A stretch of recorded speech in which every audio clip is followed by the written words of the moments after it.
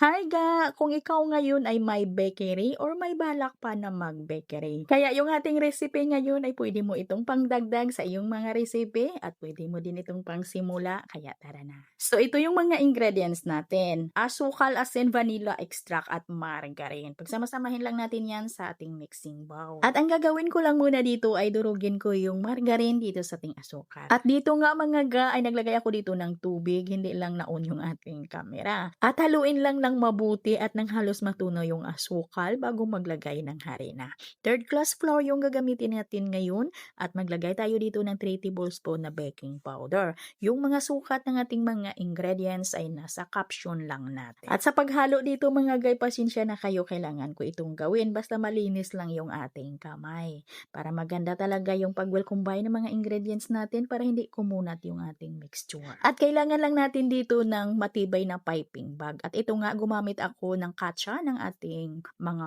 harina ng piping bag. Bali, gumawa lang kami ng DIY piping bag gamit yung katsa ng harina. At ipipe lang natin ito na ayon sa gusto natin na laki. At pagkatapos nitong maipipe lahat ay pwede naman na atin itong lutuin agad sa malakas na ng apoy ng ating kalan. At bago natin ito isalang ay magdas tayo dito ng puti na asukal. At lutuin natin ito sa may preheated oven 230 degrees Celsius sa loob ng 15 minutes. Mga ga, kailangan ay malakas yung init ng ating oven dito ha. At gawan ko ito mga ga ng simple lang talaga na palaman. Gagamit lang ako dito ng margarine at powdered sugar.